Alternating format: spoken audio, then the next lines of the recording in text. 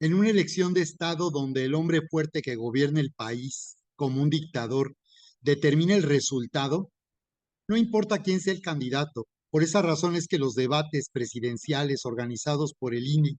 el Instituto Nacional Electoral, no afectaron, de acuerdo a estos cómputos y supuestos resultados dados a conocer, a la candidata del gobierno por elección de Estado. El resultado puede ser sorprendente y puede ser espectacular,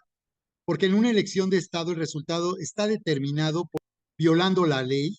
o aparentando democracia para hacer creer que realmente fue el país el que votó por su candidato. Así que no importa quién sea el candidato, cualquier candidato que hubiese sido designado por López Obrador, quien fuera hubiera ganado esta elección, porque se utilizó todo el poder del Estado, las instituciones del Estado, las amenazas, las organizaciones del narcotráfico, la corrupción a través de la compra de voto, el uso de los recursos públicos para financiar y promover la campaña de su candidato, fue lo que determinó el resultado. En una elección de Estado el resultado es sorprendente y espectacular, y resulta que siempre los que gobiernan ganan las elecciones de una manera contundente, como ahora se está viendo en estos momentos donde no acaba de determinarse si el partido del gobierno obtendrá mayoría calificada en el Congreso y en el Senado. En ese caso, si tienen el número de legisladores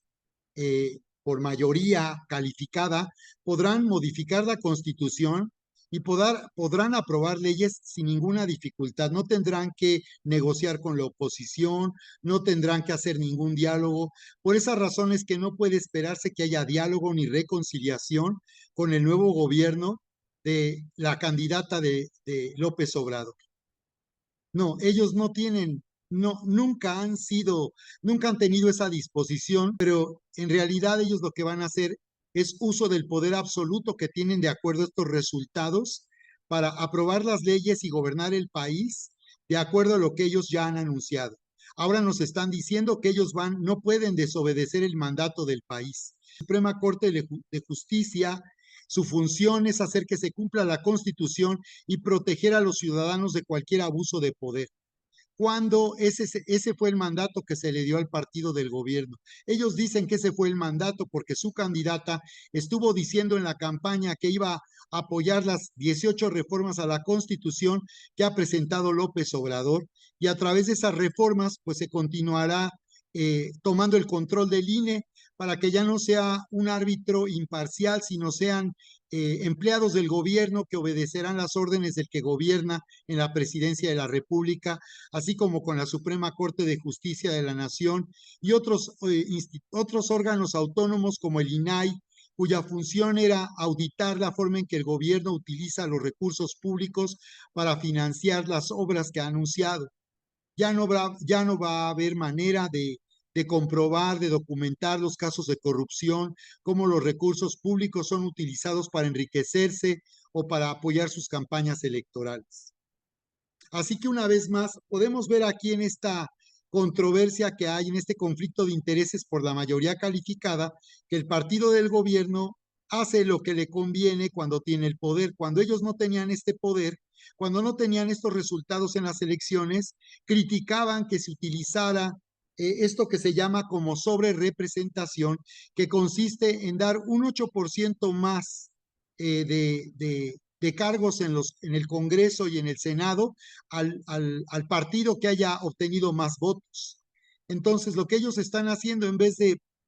mantener una mayoría razonable que represente al país, ellos están una vez más, cuando les conviene, aprobando lo que antes, cuando eran oposición, criticaban. Lo que antes ellos rechazaban y descalificaban, ahora les parece justo y conveniente porque dicen que ahora, pues esas son las reglas que ha habido y que ellos en un tiempo se sometieron. Si realmente ellos quisieran democracia en el país, darían el ejemplo y renunciarían a una regla que los favorece de una manera arbitraria. Así que de acuerdo a esto vemos que el total de esta coalición que será la coalición con el partido hegemónico y dominante, Morena, tenían 38 diputados en el Congreso y ahora tendrán 43, y la oposición perdió representación porque ahora, de acuerdo a este criterio, solamente van a poder tener el 20% de los diputados, mientras que esta coalición con el partido dominante hegemónico de Morena tendrán el 75% de los diputados por este criterio o por este beneficio del 8%.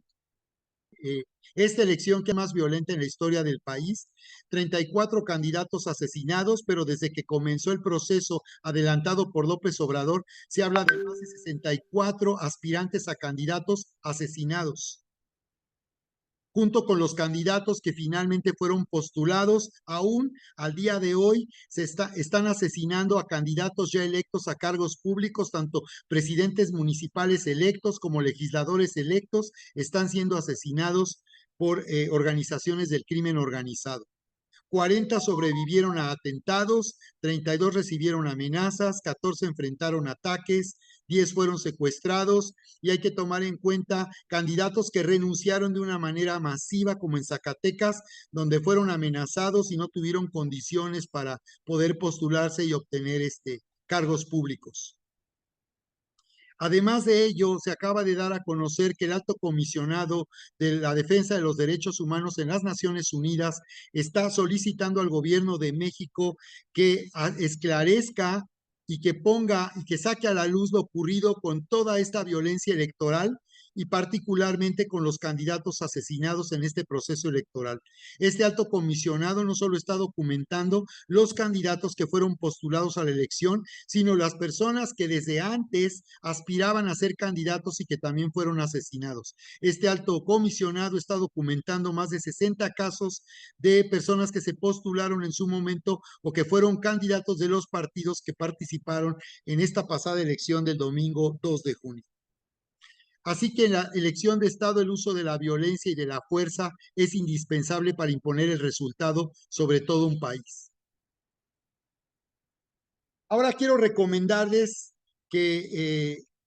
vean esta investigación de este canal de YouTube VisualPolitik, que se llama El fin del chavismo en 2024, donde se documenta la manera en que los que gobiernan manipularon la elección a través del cómputo. O sea que es posible alterar los resultados a través del cómputo. Muchos han estado comentando que no es posible el fraude electoral porque supuestamente pues hubo representantes de los partidos y ciudadanos en las casillas, y todos juntos acordaron en el conteo de los votos los resultados de cada acta o de cada sábana, como se le conoce. Pero no solamente de esa forma como puede hacerse un fraude electoral, aunque también a mí me tocó ver videos donde se veía como personas de casillas electorales estaban cancelando votos de boletas electorales y estaban marcando votos a favor del partido del gobierno. Hubo personas que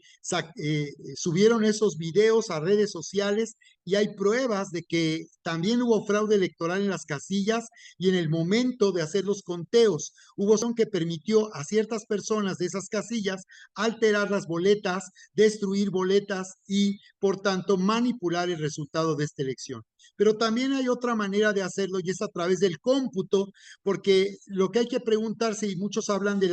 analistas hablan del algoritmo. Analistas hablan de un algoritmo que puede ser alterado a la hora que imagínense ustedes que se van a poder computar, no van a usar una calculadora de mano para contar todos los votos de todas las actas que fueron presentadas al Instituto Nacional Electoral. Eso ingresa a una máquina que hace el conteo, y desde luego que hay la posibilidad de que haya una alteración,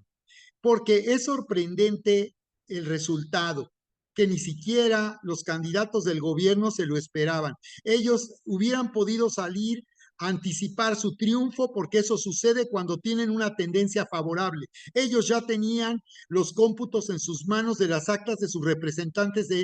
en cada casilla, porque Morena tiene una organización, una estructura electoral y una organización, además de los siervos de la nación, 20,000 empleados del gobierno trabajando a favor de su candidato o de sus candidatos en cada localidad, sino que además sí es posible alterar los resultados a la hora de computarlos en una, digamos, enorme calculadora, que esa sería la máquina, una enorme calculadora. Yo vi por ahí una publicación que no conservé y quería compartir de una nota de una cuenta de Twitter que ponía una foto y decían que personal venezolano había venido a México para actualizar el sistema de cómputo. Creo que la oposición tendría que haber investigado esto. Creo que seguramente esto pudo haber llegado a conocimiento de la oposición y me parece muy extraño que este tipo de informaciones que podrían parecer informaciones falsas se podrían verificar finalmente y checar en el INE, en el Instituto Nacional Electoral, si ha habido actualización del sistema de cómputo, porque el problema no es las actas, que como pudimos comentar, es posible que también en muchas partes del país se alteraron las actas y se alteraron las boletas del voto, sino también a la hora que llegan las actas y que se suman todos los votos en una enorme calculadora, pues se pueda manipular el resultado. Entonces, a través de esta investigación, en este video, de esta investigación, El fin del chavismo en 2024, vamos a ver cómo se documentó la manipulación del sistema de cómputo para que en Venezuela Maduro siga gobernando el país. La cuestión es que en la gestión de Rodríguez frente al organismo electoral, en realidad deja mucho más que una nota curiosa. Fue durante su administración cuando este organismo se asoció con la empresa Smartmatic, que para 2004 era una simple startup dedicada a la automatización de los comicios. Pues bien, la primera elección organizada con este binomio, con el gobierno y Smartmatic, fue ni más ni menos que el referéndum presidencial de 2004, en el que un 58% de los venezolanos dijo no a la idea de acabar con el mandato del entonces presidente Hugo Chávez. A partir de dicho resultado, el cual, por cierto, fue impugnado por la oposición, todas las miradas se pusieron sobre esta empresa, donde tras hurgar un poco surgían datos inquietantes. Estados Unidos investiga vínculos de máquinas de votación con Venezuela. Para que os hagáis una idea, Smartmatic era una empresa poco conocida, sin experiencia en tecnología de votación, antes de que las autoridades venezolanas la escogieran para reemplazar la maquinaria electoral del país. Justo además antes de un polémico referéndum que confirmó a Chávez como presidente en agosto de 2004. Lo más llamativo es que apenas 7 meses antes de que se adjudicara el contrato de votación, una agencia financiera del gobierno venezolano invirtió en esta empresa más de $200.000. ¿Casualidad? Y no solo eso, con esa inversión el gobierno recibió el 28% de la empresa y puso a gente en su consejo de administración. Sea como sea, en cualquier caso, la cuestión es que en un contexto en el que las dudas sobre la posible manipulación de las elecciones eran cada vez mayores, en 2007 una propuesta de reforma constitucional se convirtió en una inesperada derrota para el gobierno, algo que por cierto no le sentó muy bien al comandante. Y prepárense, porque vendrá una nueva ofensiva con la propuesta de reforma. Esa reforma se puede someter a referéndum de nuevo, en otras condiciones, en otro momento. Sepan administrar su victoria. Pero ya le están llenando de mierda.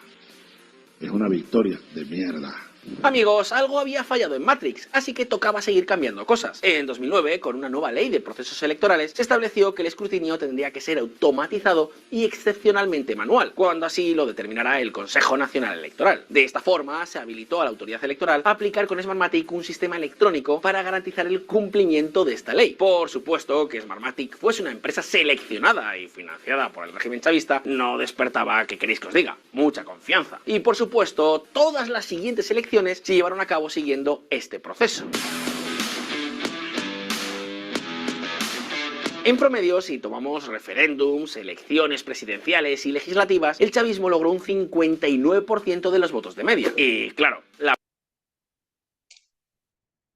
Venezuela había dejado de ser una democracia era ya algo absolutamente innegable. Pero amigos, amigas, había que seguir manteniendo, pese a todo, las apariencias contra viento y marea. Por eso Maduro redobló la presión del gobierno en el Consejo Nacional Electoral y se produjo la intervención total del proceso, algo que para 2017, como ya vimos antes, fue denunciado por la propia Smartmatic, lo que produjo la fractura entre ambos actores. Fijaos.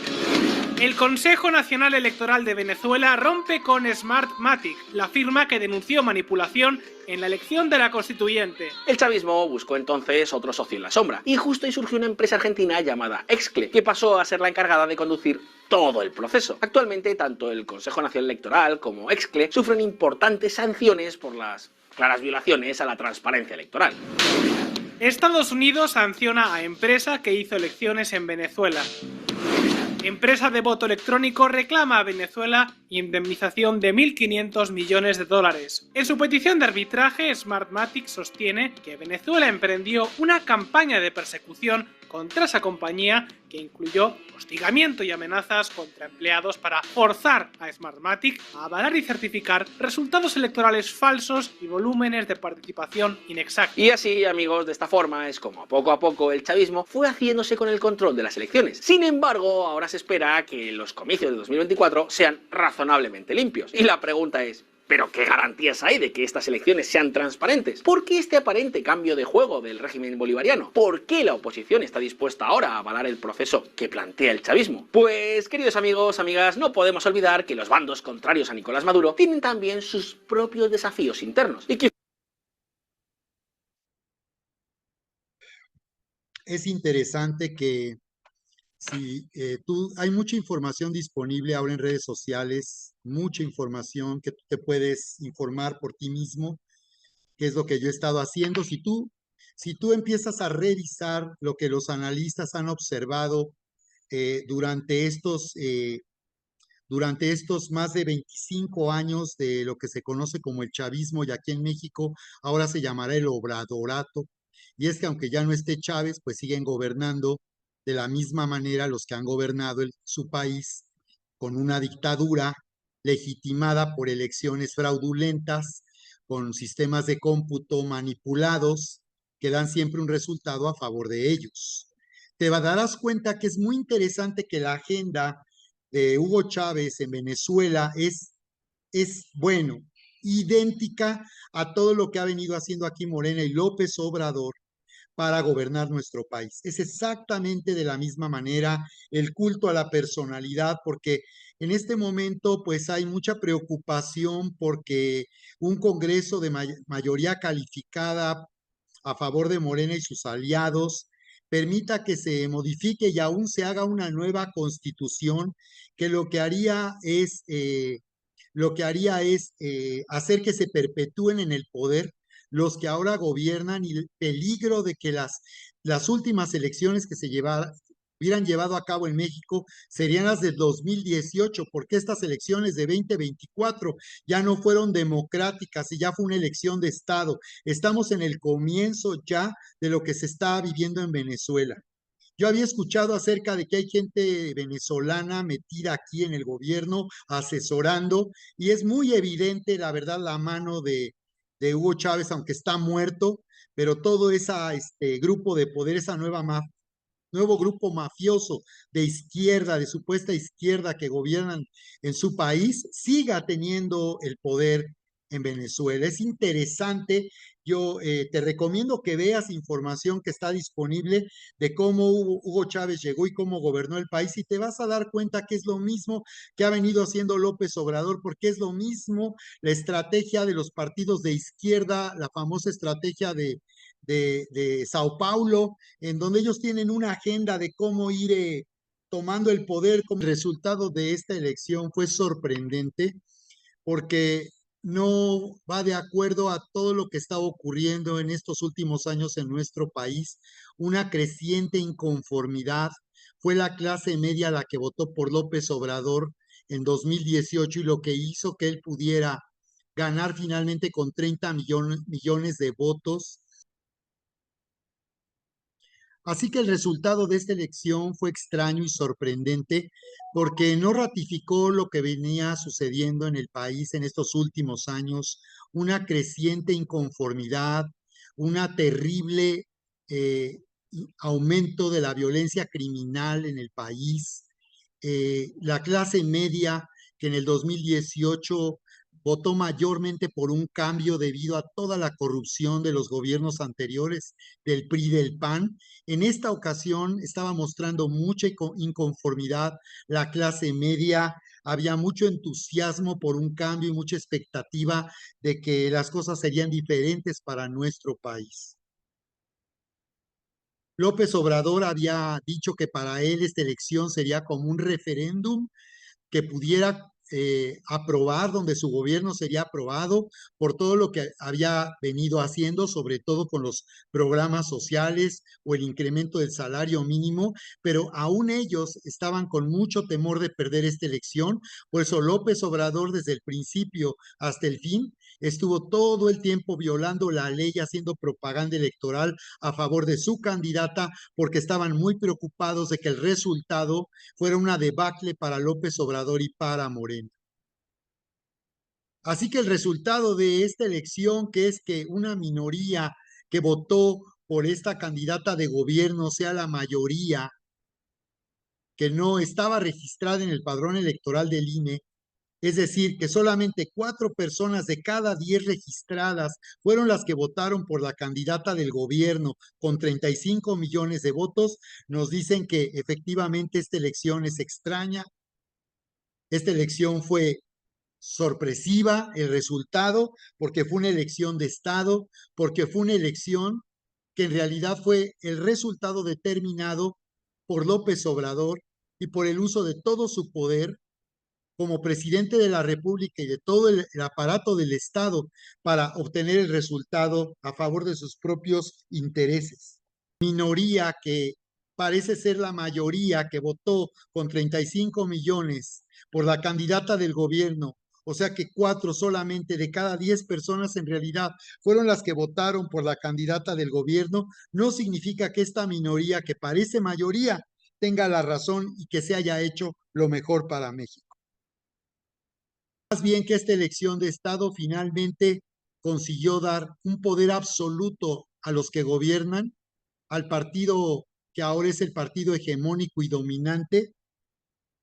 que lo que busca solamente es promover sus propios intereses personales y que estarán gobernando nuestro país en su propio beneficio, donde estaremos viendo la escalada de la violencia criminal, el creciente extorsión y amenaza con el derecho de piso, más allá del 30% del territorio del país, que es donde ahora esto está ocurriendo y donde las personas están constantemente siendo extorsionadas de todas las maneras posibles. Y no solo eso, sino que hay entidades del país donde iglesias cristianas han sido extorsionadas y han asesinado a pastores por no poder pagar el derecho de piso. Ese es el desafío que ahora tenemos en nuestro país y que a pesar de estas condiciones tan adversas, estas condiciones políticas y sociales, nosotros tenemos una autoridad que Dios nos ha dado para transformar nuestra nación, para llevarla a que vuelva a ser un país democrático, un país donde se respete la ley, un país de libertades.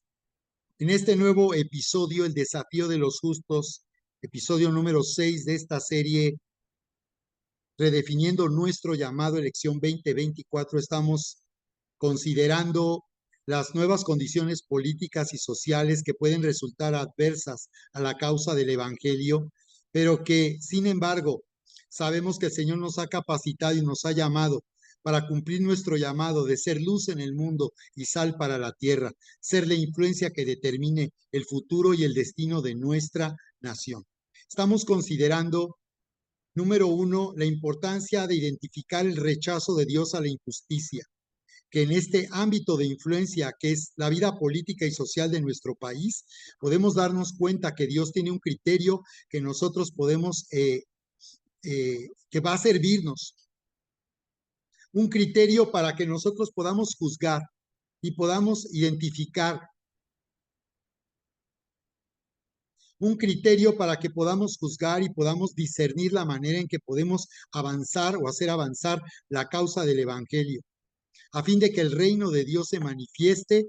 en todo ámbito de influencia de nuestra nación. Y es número 1 el rechazo de Dios a la injusticia. Hemos considerado aquí la importancia de identificar la injusticia como algo que Dios reprueba, rechaza y que Él desea y que su voluntad es en las naciones haya justicia, que su sabiduría sea la que tenga dominio e influencia, principios y valores del reino que harán que la sociedad sea transformada y la nación sea bendecida por el amor y la verdad de Dios. Y número 2, vamos a ver la importancia de conocer acertadamente la voluntad de Dios para cumplir nuestro llamado. En primer lugar, lo que nos dice la Escritura en Jeremías.